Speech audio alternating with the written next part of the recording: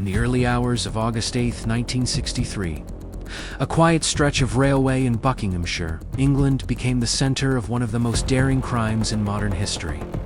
A Royal Mail train carrying millions in banknotes was making its routine overnight journey from Glasgow to London. Nothing unusual, nothing suspicious, just another night run. But waiting in the darkness was a gang of men who had spent months studying the train's schedule, its crew, its vulnerabilities, and the exact moment when the system could be broken.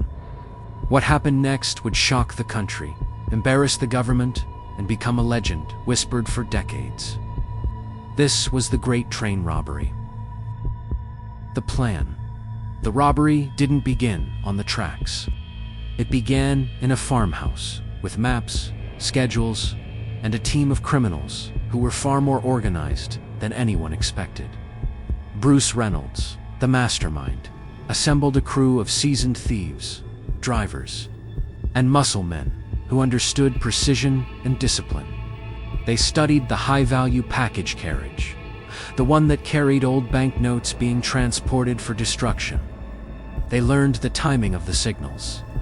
They even recruited a retired train driver, known only as Pop, to teach them how to move the locomotive once they took control.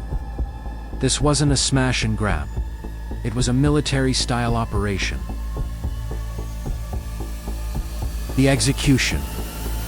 At 3 a.m., the gang tampered with the trackside signals, forcing the train to stop at Berdago Bridge. The crew inside had no idea what was happening. Within seconds, the robbers swarmed the locomotive, overpowering the driver and separating the engine from the rest of the train. They moved the front car forward to a pre-planned spot near the bridge, where the rest of the gang waited. Inside the high-value package coach, they found what they were looking for: bags filled with used banknotes, no alarms, no guards, just millions of pounds sitting in canvas sacks. In total, they stole £2.6 million, the equivalent of more than $60 million today. And they did it without firing a single shot. The getaway. The gang transported the money to Leatherslade Farm, a remote hideout they had prepared weeks earlier.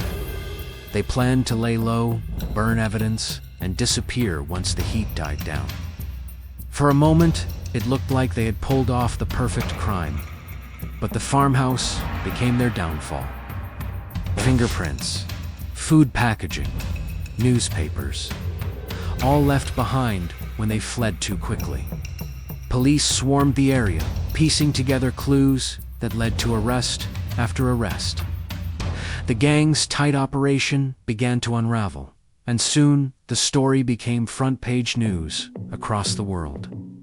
The aftermath. Most of the robbers were eventually caught and sentenced to long prison terms. But the legend didn't end there. Ronnie Biggs, one of the gang members, escaped from prison and fled to Brazil, becoming a global symbol of outlaw rebellion. His life on the run turned the robbery into a cultural phenomenon, inspiring books, films, and endless speculation. The Great Train Robbery wasn't just a crime. It was a moment that exposed flaws in Britain's security systems, embarrassed law enforcement, and captured the public imagination. It remains one of the most famous heists in history, a story of planning, precision, and the thin line between brilliance and disaster. Today, the Great Train Robbery stands as a reminder of how a small group of determined men changed the way governments think about security and risk. It was bold, shocking, and unforgettable, a crime that became legend. And more than 60 years later, the world is still fascinated by the night a quiet mail train became the stage for one of the greatest heists ever attempted. If you enjoyed this video, please like, comment, and consider subscribing to my channel.